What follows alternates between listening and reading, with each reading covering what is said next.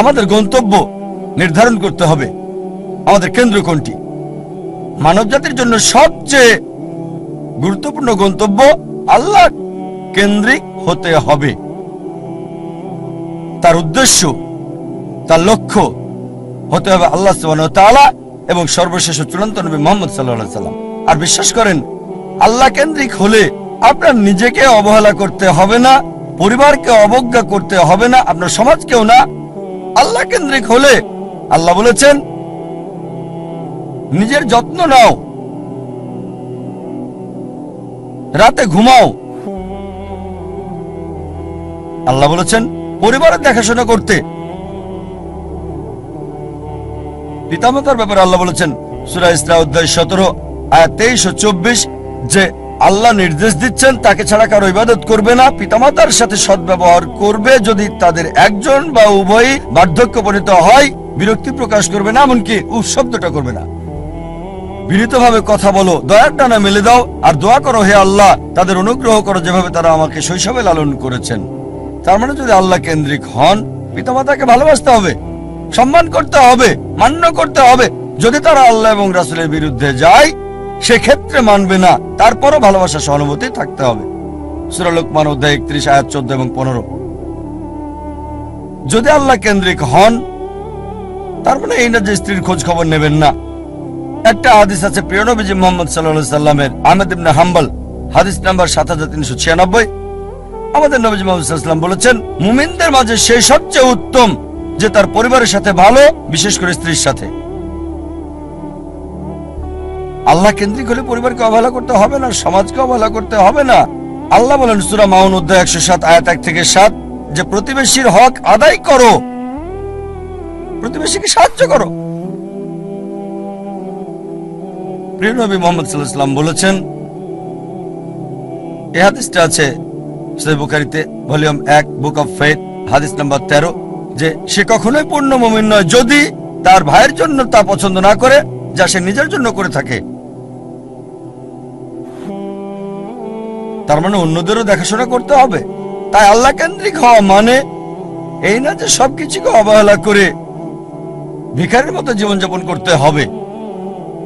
তবে কেন্দ্র হবে আল্লাহ। আল্লাহ যদি সম্পদ দেন, সেই সম্পদকে আল্লাহর রাস্তায় ব্যয় করেন।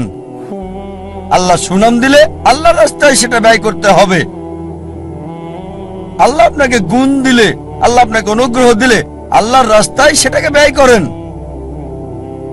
সবচেয়ে বড় উদাহরণ, রোল মডেল, যে মানুষটি সম্পূর্ণভাবে আল্লাহ কেন্দ্রিক ছিলেন, সর্বশেষ এবং চূড়ান্ত নবী মুহাম্মদ সাল্লাল্লাহু আলাইহি সাল্লাম।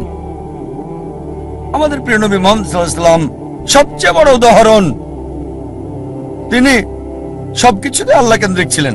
আর তিনি শুধু মুসলিম জাতির জন্যই আসেননি, সমগ্র মানব জাতির জন্য রহমত স্বরূপ। আল্লাহ কোরআনে বলেন সূরা আম্বিয়া অধ্যায় 21 আয়াত 107 ওয়ামা আরসালনাকা ইল্লা রাহমাতাল লিল আলামিন, আমি তো তোমাকে অবশ্যই সমগ্র মানব জাতির রহমত হিসেবে প্রেরণ করেছি, সমগ্র সৃষ্টির রহমত হিসেবে, সমগ্র পৃথিবীর জন্য রহমত। একজন মানুষের জন্য সবচেয়ে ভালো উদাহরণ, যার জীবনের সবচেয়ে ভালো উদ্দেশ্য ছিল। মানব জাতির সবচেয়ে বড় উদাহরণ একজন মানুষের জন্য, বর্বর জাতিকে যিনি মানব জাতিতে রূপান্তরিত করেছেন, যে মানুষটা মানব জাতিকে বদলে দিয়েছিলেন। আর ইতিহাস পড়লে ঘন্টা দিন একসাথে বলে যেতে পারবেন।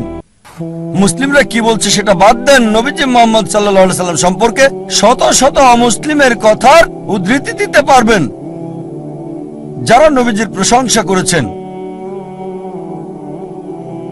এখানে কয়েকটা উদাহরণ দিচ্ছি।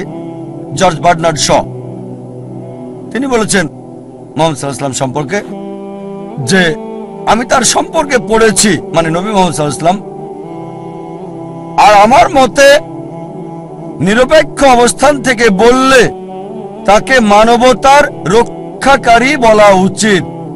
George Bernard Shaw. Thomas Carlyle বিখ্যাত ঐতিহাসিক ছিলেন, তিনি একজন ইউরোপিয়ান অমুসলিম।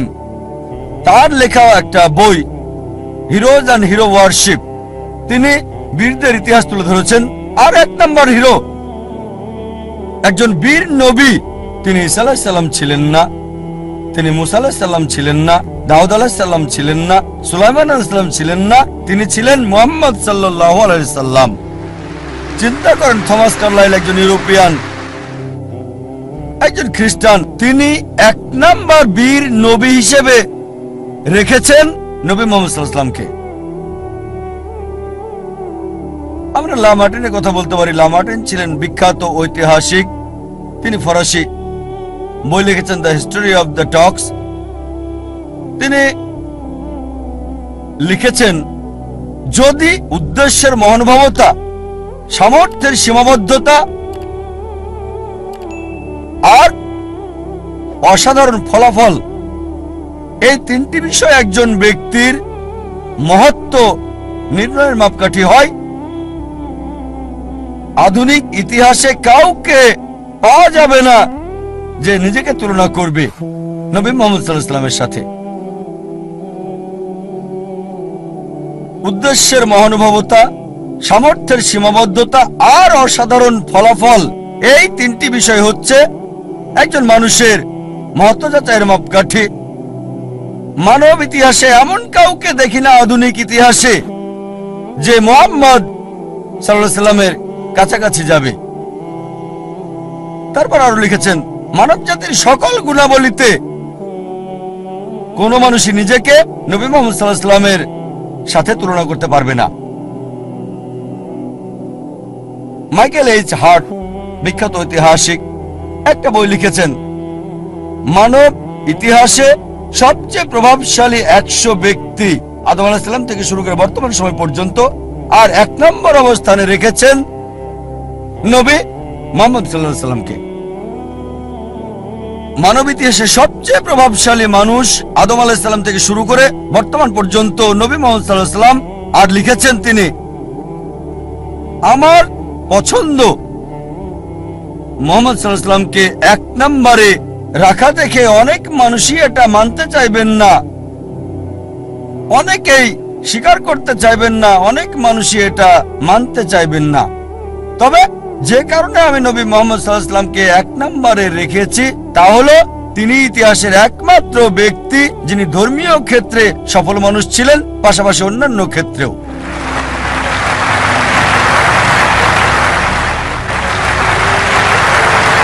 যদি এনসাইক্লোপিডিয়া ব্রিটানিকা পড়েন 11তম সংস্করণ, নবী মুহাম্মদ সাল্লাল্লাহু আলাইহি ওয়াসাল্লাম সম্পর্কে এতে বলা হয়েছে, মুহাম্মদ সাল্লাল্লাহু আলাইহি সাল্লাম ছিলেন পৃথিবীর সবচেয়ে সফল ধর্মীয় ব্যক্তিত্ব। চিন্তা করেন, এনসাইক্লোপিডিয়া ব্রিটানিকা। তারা বাধ্য, আর কেউ নেই বলার মতো। তারা সত্য বলতে চেয়েছে, চেষ্টা করেছে, তাদের সত্য বলতেই হবে, কারণ আল্লাহ কোরআনে বলেছেন, সূরা ইসরা অধ্যায় 17 আয়াত 81, فقل جاء الحق وزهق الباطل إن الباطل كان زهوقا। যখন সত্য মিথ্যার বিরুদ্ধে দাঁড়ায়, মিথ্যা ধ্বংস হয়ে যায়, আর মিথ্যার ধ্বংস অনিবার্য। আল্লাহ কোরআনে বলেন, সূরা কালাম অধ্যায় 68 আয়াত 4, নিশ্চয়ই নবী মুহাম্মদ সাল্লাল্লাহু আলাইহি সাল্লাম উত্তম চরিত্রের উপর অধিষ্ঠিত। আল্লাহ বলেন, সূরা আহজাব অধ্যায় 33 আয়াত 21, অবশ্যই নবী মুহাম্মদ সাল্লাল্লাহু আলাইহি সাল্লামের জীবনের মধ্যে তোমাদের জন্য রয়েছে উত্তম আদর্শ। নবী মুহাম্মদ সাল্লাল্লাহু আলাইহি সাল্লাম জীবনের সকল ক্ষেত্রেই সফল ছিলেন, কেবল ধর্মীয় ক্ষেত্রে নয়, রাজনৈতিক ক্ষেত্রেও সফল, নিরপেক্ষতার ক্ষেত্রে, সুষ্ঠু জীবনযাপনের ক্ষেত্রে তিনি এতই সফল ছিলেন যে তার প্রত্যেকটা কাজই আমাদের জন্য অনুসরণীয়। তিনি কি পড়তেন, যদি অনুসরণ করেন ইনশাআল্লাহ সওয়াব পাবেন। আদেশ করেছেন, আর নিজেও টাকনুর উপরে কাপড় পরতেন, যদি টাকনুর উপরে কাপড় পরেন ইনশাআল্লাহ পুরস্কার পাবেন। ওই ব্যক্তির মতো বিজ্ঞানী হতে চাইলে আইজাক নিউটনের লম্বা চুল সাহায্য করবে না, তার জুতা সাহায্য করবে না, কাপড় সাহায্য করবে না। কিন্তু যদি নবীজির মতো হতে চান, তিনি যা করেছেন সেগুলোর মতো তাকে কপি করেন, আপনার কল্যাণ হবে এই পৃথিবীতে, পাশাপাশি আখিরাতেও। তিনি বলেছেন দাড়ি রাখতে, যদি দাড়ি রাখেন ইনশাআল্লাহ কল্যাণ হবে আপনার। নবীজি যা করেছেন, জীবনের সকল ক্ষেত্রে সফল ছিলেন তিনি, সবচেয়ে সবচেয়ে উত্তম রোল মডেল সব মানুষের জন্য। ইসলামের ইতিহাসে আরো কয়েকজন রোল মডেল, তারা হলেন আল আশারে মুবাশশিরা, সেই 10 জন যারা জান্নাতের সুসংবাদ পেয়েছেন। এটা আছে সুনান তিরমিজি, ভলিউম নাম্বার 4, হাদিস নাম্বার 1171। নবীজি 10 জনের নাম উল্লেখ করে গেছেন: আবু বকর সিদ্দিক, ওমর বিন আল খাত্তাব, উসমান বিন আফফান, আলী ইবনে আবি তালিব, তালহা বিন উবাইদুল্লাহ, জুবাইর বিন আওয়াম, আব্দুর রহমান বিন আউফ, সাদ বিন আবি ওয়াক্কাস, সাদ বিন জায়েদ, আবু উবাদা ইবনে আল জারাহ। এই 10 জন লোককে বেহেশতের সুসংবাদ দিয়েছেন নবী মুহাম্মদ সাল্লাল্লাহু আলাইহি সাল্লাম। ইতিহাসে আরো অনেক রোল মডেল রয়েছেন, এখানে বিস্তারিত বলার সময় নেই। অনেক মহিলা রয়েছেন যারা রোল মডেল। সবচেয়ে বড় উদাহরণ মা মরিয়ম, যিশু আলাইহিস সালামের মা। আল্লাহ কোরআনে বলেন সূরা আল ইমরান অধ্যায় 3 আয়াত 42, وإذ قالت الملائكة يا مريم আর ফেরেশতা এসে বলল, হে মরিয়ম, إن الله اصطفاكي وطهركي واصطفاكي على نساء العالمين। আল্লাহ তোমাকে বাছাই করেছেন আর পবিত্র করেছেন আর তোমাকে মনোনীত করেছেন সব নারীদের মধ্যে। মরিয়ম আলাইহিস সালাম, তাকে মনোনীত করা হয়েছে পৃথিবীর সব নারীদের মধ্যে। এছাড়াও আসিয়ার কথা বলা যায়, আল্লাহ তাকে শান্তিতে রাখুন, ফিরাউনের স্ত্রী ছিলেন। আল্লাহ বলেন সূরা তাহরিম অধ্যায় 66 আয়াত 11, তিনি আল্লাহ সুবহানাহু ওয়া তাআলার কাছে দোয়া করেছিলেন, হে আমার প্রতিপালক, আমার জন্য একটি গৃহ নির্মাণ করো জান্নাতে তোমার কাছে, আর আমাকে উদ্ধার করো ফিরাউন এবং তার সকল প্রকার দুষ্কর্ম থেকে। তার মানে তিনি দোয়া করেছিলেন জান্নাতে একটু স্থান চান আল্লাহ সুবহানাহু ওয়া তাআলার কাছে তার সমস্ত ধন সম্পদের বিনিময়ে। সেই সময়ে সবচেয়ে ধনী লোকের স্ত্রী ছিলেন তিনি, সে সময়ে সবচেয়ে ক্ষমতাধর মানুষ ছিল ফিরাউন। খাদিজা রাদিয়াল্লাহু আনহার কথা বলা যায়, নবীজি সাল্লাল্লাহু আলাইহি সাল্লামের প্রথম স্ত্রী তিনি। ফাতিমা রাদিয়াল্লাহু আনহার কথা বলা যায়, নবীজি সাল্লাল্লাহু আলাইহি সাল্লামের কন্যা। এরা ছিলেন মহিলাদের জন্য রোল মডেল। আমরা সেরা দম্পতির উদাহরণ দিতে পারি, উত্তম স্বামী এবং স্ত্রী নবী মুহাম্মদ সাল্লাল্লাহু আলাইহি সাল্লাম এবং বিবি খাদিজা রাদিয়াল্লাহু আনহা। সবচেয়ে খারাপ দম্পতির উদাহরণ আছে, খারাপ স্বামী এবং খারাপ স্ত্রী, আবু লাহাব এবং তার স্ত্রী। আল্লাহ বলেন সূরা আল-লাহাব অধ্যায় 111 আয়াত 3, তারা দুজনেই আগুনে জ্বলবে। ভালো স্বামী এবং খারাপ স্ত্রীর উদাহরণও রয়েছে। আল্লাহ বলেন সূরা তাহরিম অধ্যায় 66 আয়াত 10, লূত আলাইহিস সালাম এবং নূহ আলাইহিস সালামের স্ত্রীদের মধ্যে এর উদাহরণ রয়েছে। তারা ছিলেন সৎকর্মশীল এবং আল্লাহ সুবহানাহু ওয়া তাআলার অনুগত, কিন্তু তাদের স্ত্রীরা তাদেরকে মানত না। আল্লাহ এই সমস্ত স্ত্রীকে দোজখে দেবেন। ভালো স্ত্রী এবং খারাপ স্বামীর উদাহরণ রয়েছে। আমি আগে বলেছি আসিয়া, আল্লাহ তাকে শান্তিতে রাখুন, ফিরাউনের স্ত্রী। ফিরাউন ছিল খারাপ স্বামী, আসিয়া সবচেয়ে ভালো স্ত্রী। তিনি দোয়া করেছিলেন সূরা তাহরিম অধ্যায় 66 আয়াত 11, আমি জান্নাতে একটু জায়গা চাই আল্লাহ সুবহানাহু ওয়া তাআলার কাছে দুনিয়ার সম্পদের বিনিময়ে, ফিরাউনের সব সম্পদের বিনিময়ে। এমন অনেক উদাহরণ আছে। নবীজি মুহাম্মদ সাল্লাল্লাহু আলাইহি ওয়াসাল্লাম বলেছেন, আল্লাহ শক্তিমান বিশ্বাসীকে বেশি ভালোবাসেন। বর্তমান সময়ে অনেক উদাহরণ আছে। এমন একটা নাম শেখ বিন বাজ, আল্লাহ তাকে রহম করুন, রহিমুল্লাহ। সামর্থ্য কম ছিল, অন্ধ ছিলেন, তারপরও অনেক জ্ঞানী ছিলেন তিনি। যদিও অন্ধ ছিলেন তবুও তার সময় অন্যতম সেরা পণ্ডিতদের একজন। শেখ আহমেদ দিদাত উদাহরণ আছে, ষষ্ঠ শ্রেণী পাস, খ্রিস্টান বিশেষজ্ঞদের চ্যালেঞ্জ করেছেন। আরেকটা উদাহরণ দিতে পারি, যদিও বড় না তবে আলাদা। আমি নিজে আমার নিজের কথা, যদিও নিজেকে বড় মনে করি না তবে আলাদা। এ কারণে যারা আমার শৈশব দেখেছে তারা আমাকে জানে আমি তোতলা ছিলাম। যখন কেউ বলতো তোমার নাম কি, আমি বলতাম যা যা যা যা জাকি, এরকমই ছিলাম। শৈশব থেকে আমি তোতলা। শেখ আহমেদ দিদাতের দ্বারা অনুপ্রাণিত হয়ে মেডিকেল কলেজে পড়ার সময় পৃথিবীর সেরা ডাক্তার হওয়ার স্বপ্নটাই দেখতাম। কখনো চিন্তাও করিনি যে 25 জন লোকের সামনে কথা বলবো। এই অবস্থা ছিল ডক্টর জাকির নায়েকের। স্বপ্ন দেখতাম পৃথিবীর সেরা ডাক্তার, বড় সার্জন হওয়ার। কখনো স্বপ্নেই ভাবেনি। স্বপ্নের ক্ষেত্রে যে কোনো স্বপ্ন আপনারা দেখতে পারেন, তবে 25 জনের সামনে কথা বলার মতো স্বপ্ন আমি কখনো দেখিনি। আলহামদুলিল্লাহ, আল্লাহ সুবহানাহু ওয়া তাআলার সাহায্যে শেখ আহমেদ দিদাতের দ্বারা অনুপ্রাণিত হয়ে এখন আল্লাহর ভৃত্য অনুগত, মাশাআল্লাহ। কথা বলি শত শত, হাজার হাজার, লাখ লাখ লোকের সামনে, মাশাআল্লাহ। এখানে দেখতে পাচ্ছেন 1 লাখেরও বেশি। শেখ আহমেদ দিদাতের দ্বারা অনুপ্রাণিত হয়ে ইসলামিক রিসার্চ ফাউন্ডেশন প্রতিষ্ঠা করলাম। বক্তা হওয়ার জন্য না, বক্তা তৈরি করার জায়গা করেছি। রাজা হতে পারবো না, রাজা তৈরি করবেন। আমি বক্তা হতে পারবো না, তাই বক্তা তৈরির জন্য অর্গানাইজেশন করেছি। আল্লাহর পরিকল্পনা ছিল, প্রথম বক্তা কথা বলতে পারছিলেন না, আমি বাধ্য হয়ে মঞ্চে গেলাম। আর বুঝতে পারলাম দাওয়ার কাজ করছি, অমুসলিমদের সাথে মুখে জড়তা নেই। যখন মুসলিমদের সাথে কথা বলছি তখন আছে, অমুসলিমদের সাথে কথা বলে তোতলাই না আমি। যখন স্টেজে যাই, সাধারণত স্টেজে গেলে মানুষ তোতলায়। আলহামদুলিল্লাহ, আল্লাহ সুবহানাহু ওয়া তাআলার রহমতে আমি স্টেজে গিয়ে তোতলাইনি।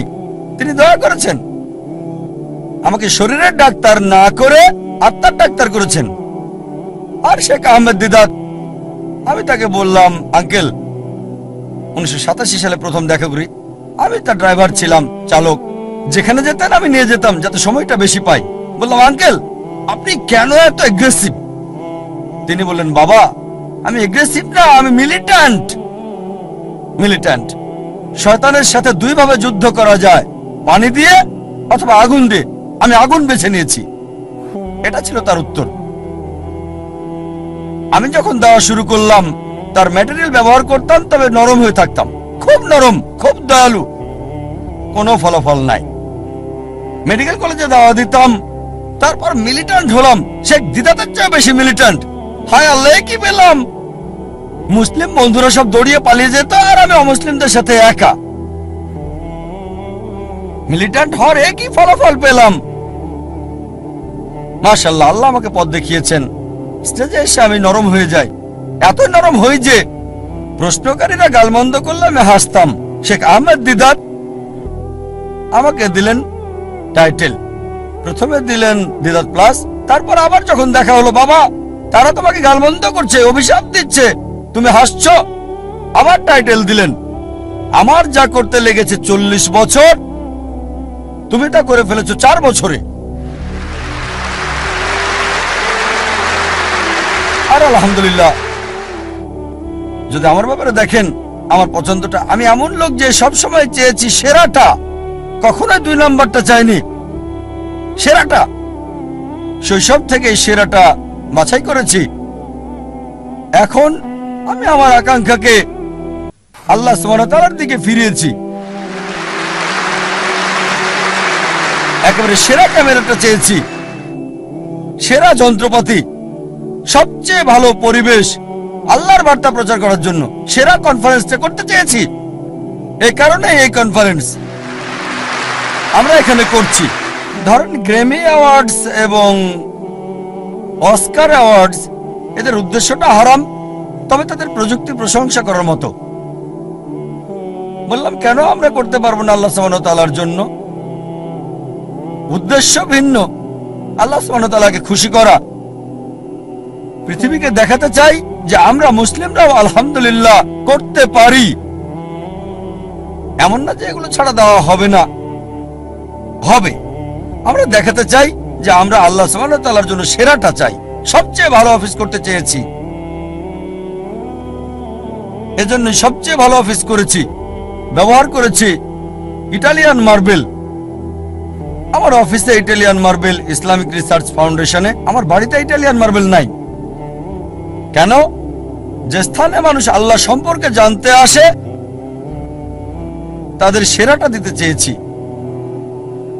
সে সময় 1990-এর দিকে ইন্ডিয়াতে ইটালিয়ান মার্বেল মুসলিম অফিসে শুনি নাই। সামান্য দিয়ে শুরু। আমাদের অফিস ছিল মাত্র 20 থেকে 25 বর্গ মিটারের 25 বর্গ মিটার অফিস ছিল, একজন কর্মচারী। এখন মাশাআল্লাহ আল্লাহর দয়ায় এখন 400-রও বেশি এমপ্লয়ি মাশাআল্লাহ। সবচেয়ে বড় দাওয়া প্রতিষ্ঠান মাশাআল্লাহ। আল্লাহ সাহায্য করেছে। স্কুলে আমি ভালো বিতার্কিক ছিলাম, খুবই ভালো। উদ্দেশ্য কি ছিল? বিতর্কে জয়ী হওয়া। উদ্দেশ্য পরিবর্তন করেছি, দিন প্রচারের চেষ্টা করছি, সত্য দিন, ফলাফল পাচ্ছি। প্রথমে আমি ঘুমাতাম 5 ঘন্টা 6 ঘন্টা মেডিকেলের সময়, এখন ঘুমাই মাত্র 3 ঘন্টা আল্লাহর জন্য। আর আমার সবসময় চেষ্টা ছিল পৃথিবীতে ভিন্ন কিছু বা সেরা কিছু করা, দুটো যে কোনো একটা। মাশাআল্লাহ একটা ভিন্ন চ্যানেল শুরু করলাম তুলনামূলক ধর্মতত্ত্বের উপর। আল্লাহ এটাকে পৃথিবীর সবচেয়ে জনপ্রিয় চ্যানেল করেছেন, 100 মিলিয়নেরও বেশি দর্শক মাশাআল্লাহ। এর 2 বছর পর চালু করেছি নতুন চ্যানেল পিস টিভি উর্দু। গত কনফারেন্সে ঘোষণা করেছিলাম ইনশাআল্লাহ জুন অথবা জুলাইয়ের মধ্যে চালু করব নতুন চ্যানেল, এবং আল্লাহ সাহায্য করেছেন। 19 জুন চালু করেছি নতুন চ্যানেল পিস টিভি উর্দু। ইনশাআল্লাহ এই কনফারেন্সের শেষ দিনে ইনশাআল্লাহ যদি আল্লাহ চান ঘোষণা দিতে চাই, চালু করতে যাচ্ছি 3য় চ্যানেল পিস টিভি বাংলা।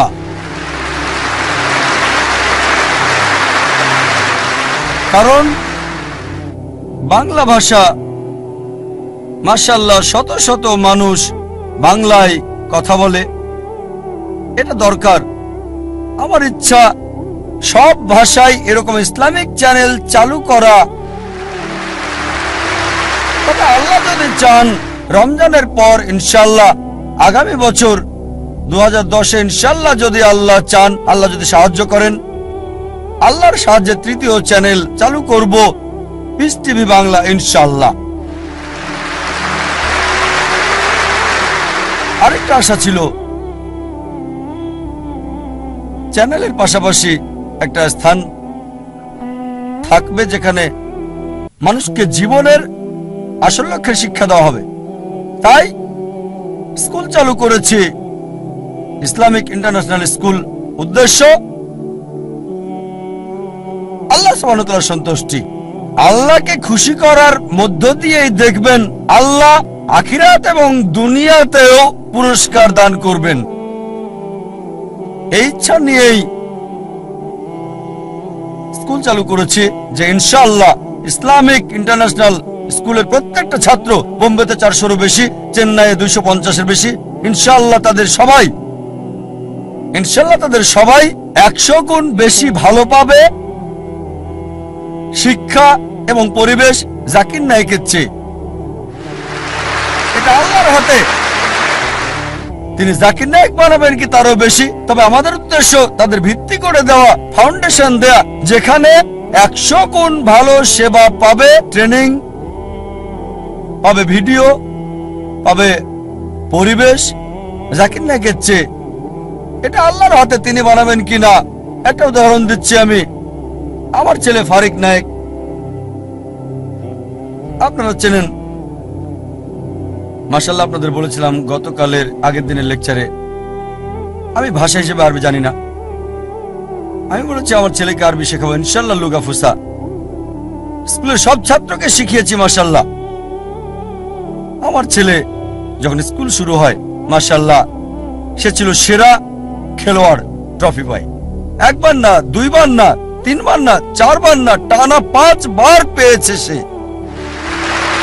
আমার মন্দ হয়, ভালো লাগে, কারণ সে অভ্যস্ত। যখন আমি স্কুলে ছিলাম, যখন স্কুলে পড়তাম, আমিও চাইতাম প্রথম হতে, স্বর্ণপদক পেতে, যেটা ছিল আমার উদ্দেশ্য।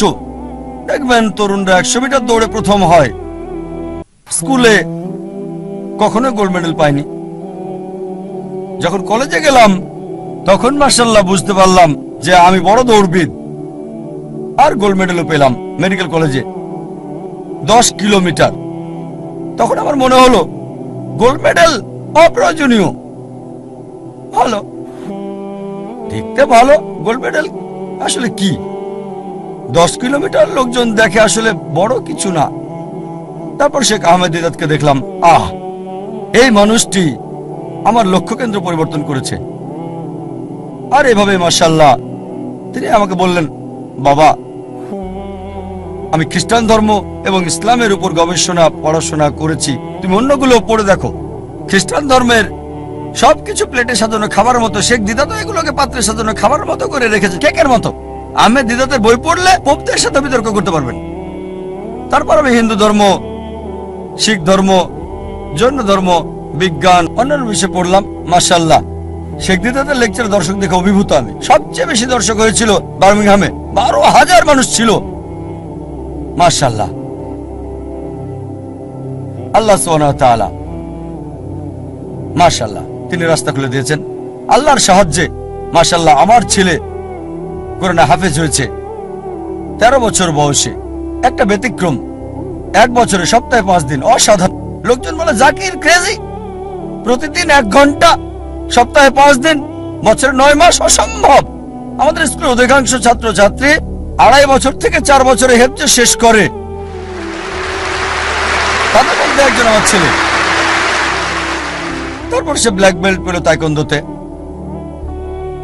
তবে যে বিষয়টা আমাকে বেশি আনন্দ দিয়েছে সেটা হচ্ছে তার পাবলিক লেকচার। 8 বছর বয়সে ছোট লেকচার, 10 মিনিট 15 মিনিট, 50,000 1 লাখ দর্শকের সামনে আমার লেকচারের আগে। আর আমি প্রথম লেকচার দেই, পাবলিক লেকচার, 27-28 বছর বয়সে। লোকজন বলতো, ও এত কম বয়সে 28 বছর। আমিও ভাবতাম 28 বছর। শেখ দিদাত 60-70-এ, আমি 28 বছরে। আমি খুব খুশি। আর আমার ছেলে প্রথম দীর্ঘ পাবলিক লেকচার, যেটা 1 ঘন্টা 15 মিনিটেরও বেশি, 119টা উদ্ধৃতি, 56টা কোরআন থেকে, 52টা বাইবেল থেকে, আর 11টা হাদিস আরবি সহ, মাত্র 14 বছর বয়সে, আমার অর্ধেক। আমি খুবই আনন্দিত। মাশাআল্লাহ 1 ঘন্টা 15 মিনিট, 119টা উদ্ধৃতি, কোনো নোট ছাড়া। এই বছর মাশাআল্লাহ আমার লেকচার দিয়েছে। এই গত সপ্তাহের রোববারে লেকচারটা দিয়েছে, এই রোববারে আবারও দিয়েছে। Misconception about Islam, concept of god. ইনশাআল্লাহ ইনশাআল্লাহ আল্লাহ সুবহানাহু ওয়া তাআলার কাছে দোয়া করি যেন তার প্রচেষ্টাকে কবুল করেন। সব সময় বলি, আমার ছেলেকে বলি, আল্লাহ তোমাকে সামর্থ্য দিয়েছেন, তবুও তোমার চাহিদাকে ছোট করে রাখো, চাহিদা কম করে রাখো। কেন? তোমার এই প্রাচুর্য নাও থাকতে পারে। তোমার উদ্দেশ্য হচ্ছে দাওয়া। আর আল্লাহ তাআলা কোরআনে বলেছেন, সূরা ফুসিলাত 41-33, ومن أحسن قولا ممن دعا إلى الله وعمل صالحا وقال إنني من المسلمين। তার কথার চেয়ে কার কথা উত্তম, যে মানুষকে আল্লাহর দিকে আহ্বান করে আর বলে আমি মুসলিমদেরই একজন। কেন বলে, আমার মনে আছে বিয়ের সময় স্ত্রীকে বললাম যে আমি একজন ডাক্তার, মাসে তোমাকে 4,000 টাকা হয়তো দিতে পারবো। 4,000 টাকা $100 কম।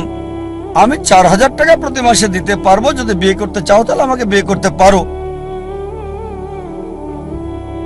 মাশাআল্লাহ সে কলেজের টিচার ছিল, যা বলেছিলাম তার চেয়ে বেশি আয় করত।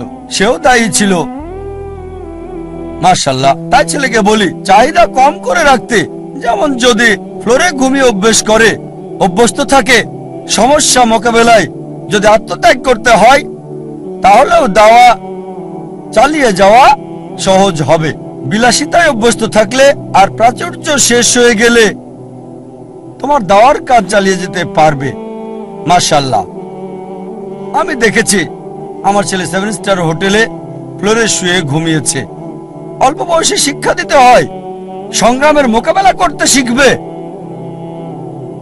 সোনার চামচ মুখে দেবে না, যা আল্লাহ সুবহানাহু ওয়া তাআলার উদ্দেশ্যের দিকে তাকে বাধা দেবে। আমি লেকচার শেষ করতে চাই। জীবনের উদ্দেশ্য অর্জনের বিষয়গুলোকে সাজিয়ে আপনার জীবনের বিভিন্ন স্তরে কোন দিকে আছেন সেটা দেখতে হবে। 6টা পয়েন্ট দেওয়ার আগে আরেকটা কথা বলি। যখন লোকজন আমাদের স্কুলে বাচ্চা ভর্তি করে, আমি তাদের জিজ্ঞেস করি উত্তম সময় কোনটা, ভালো সময় কোনটা আপনার সন্তানের ভবিষ্যৎ নিয়ে চিন্তা ভাবনার। কোনটা ভালো সময় আপনার সন্তানের ভবিষ্যৎ কি হবে, সে কি করবে? অনেকে বলেন যখন সে কলেজে যায়, কেউ বলেন না যখন স্কুলে ভর্তি হয়, কেউ বলে না যখন কিন্ডারগার্টেনে ভর্তি হয়। কেউই এর আগের সময়টার কথা বলে না। ইসলামিক ব্যবস্থায় সবচেয়ে উত্তম হচ্ছে সন্তানের ভবিষ্যৎ নিয়ে ভাবতে হবে যখন জীবন সঙ্গী বাছাই করবেন। যখন জীবন সঙ্গী বাছাই করবেন সেই সময় ভাবতে হবে সন্তানকে কি বানাতে চান।